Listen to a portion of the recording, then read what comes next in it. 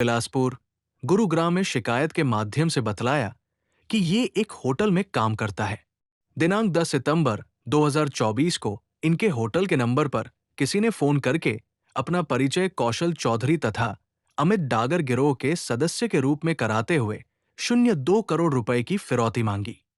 तथा फिरौती नहीं देने पर होटल पर फायरिंग करने की धमकी दी, साथ ही पुलिस में शिकायत करने पर जान से मारने की धमकी भी दी। इस शिकायत पर थाना बिलासपुर, गुरुग्राम में संबंधित धाराओं के तहत अभियोग अंकित किया गया। उपनिरीक्षक Lalit Kumar, incharge police team ने कार्यवाही करते हुए उपरोक्त अभियोग की वारदात को अंजाम देने में संलिप्त 20,000 रुपयों की इनामी शून्य एक महिला आरोपी मनीषा, उम्र 35 वर्ष, पत्नी कौशल चौधरी, निवासी गांव नाहरपुर रूपा, गुरुग्राम को आज दिनांक 11 नवंबर 2024 को देवीलाल कॉलोनी, गुरुग्राम से काबू करने में बड़ी सफलता हासिल की। Varun Dahiya, ACP crime Gurugram. वरुण दहिया ने बताया कि आरोपित महिला से पुलिस पूछताछ में hotel Highway King Neemrana, Rajasthan पर फिरौती के लिए फायरिंग करवाने की वारदात को अंजाम देने का खुलासा किया है। इसके अतिरिक्त आरोपित ने मानेसर घाटी में पुलिस मुठभेड़ में पकड़े गए 04 आरोपियों को तथा सेक्टर 29 गुरुग्राम के क्षेत्र से पकड़े गए 01 व्यक्ति को अवैध हथियार उपलब्ध कराने का भी खुलासा किया। आरोपी महिला मनीषा के आपराधिक रिकॉर्ड के अवलोकन से ज्ञात हुआ कि इसके खिलाफ अवैध वसूली करने, हत्या करने, धोखाधड़ी करने के संबंध में 03 अभियोग गुरुग्राम में अंकित है। आरोपी इससे पहले भोंडसी जेल, गुरुग्राम तथा होशियारपुर, पंजाब जेल में भी रह चुकी है। महीनों से जैसे 23-13 एक केस नंबर थी जो खानसा मंडी में एक्सटॉर्शन का केस रजिस्टर्ड हुआ था, उसमें इसको अरेस्ट करा गया था। उसके बाद जब से ये बेल पे आई है, निरंतर इस तरीके की घटनाक्रमों में संलिप्त है। तो इन्होंने सुनियोजित तरीके से इस पूरे घटनाक्रम को, जैसे निमराना में पहले फायरिंग कराई गई, उससे पहले भी एक केस रजिस्टर्ड हुआ था जिसके अंदर हमने 4 व्यक्ति विशेषों को पकड़ा था, जो कि निमराना में फायरिंग हुई उससे पहले उस घटनाक्रम को अंजाम देना था। तो उसमें भारी मात्रा में उनके पास वेपन्स, इलीगल वेपन्स पकड़े गए थे, क्योंकि वो इनकी जो प्रयास था वो गुड़गांव पुलिस द्वारा पहले प्रोएक्टिव अप्रोच दिखाते हुए पहले पकड़े गए, तो वो विफल हो गया। उसके बाद उन्होंने फिर पंजाब की जो गैंगस्टर्स हैं उनके साथ, जो उनके सहयोगी हैं, उनको इन्वॉल्व करके जो निमराना में घटनाक्रम है उसको अंजाम दिलवाया। सर, अभी मनीषा को कहाँ से गिरफ्तार किया गया और क्या क्या उससे बरामद किया गया?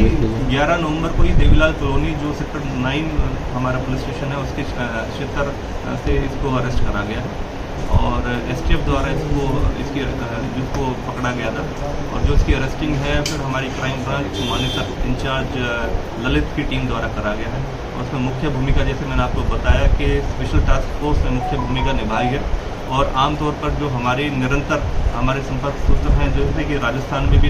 इस तरह की घटनाक्रम बढ़ रही हैं, तो राजस्थान पुलिस जो जयपुर रेंज की आईजी साहब की टीम है, उसमें सचिन शर्मा की मुख्य भूमिका हमारे साथ निरंतर जो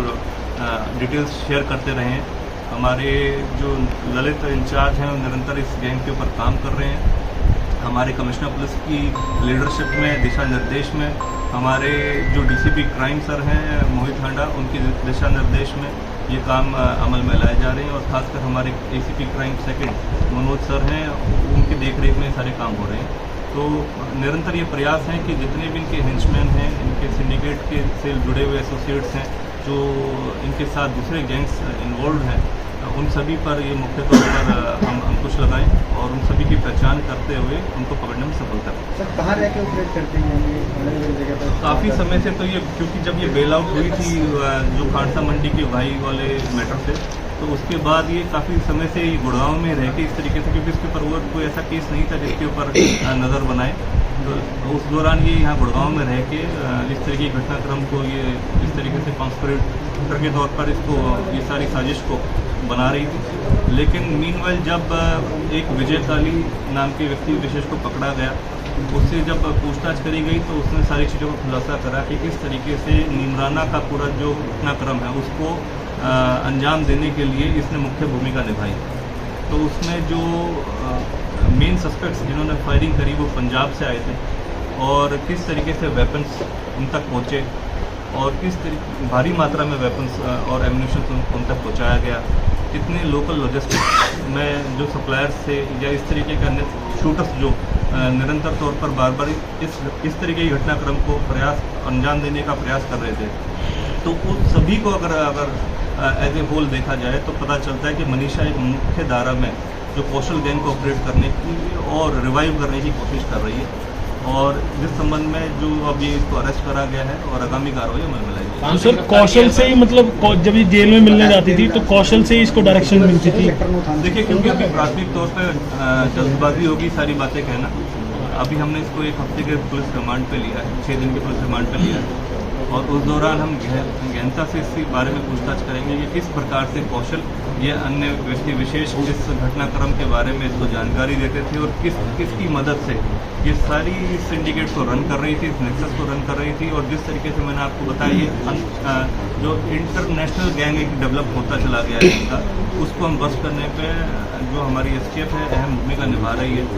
और जल्द से जल्द जितने भी हेंचमैन हैं इनके, जितने भी एसोसिएट्स हैं, उनको पकड़ने में हम निरंतर अपना प्रयास कर रहे हैं। जो व्यक्ति विशेष किसी भी माध्यम से इनको किसी भी प्रकार से अगर सपोर्ट कर रहा है तो उसको ज़रूर हम पकड़ने की कोशिश करेंगे और जल्द से जल्द नियमानुसार कार्रवाई में लाएंगे।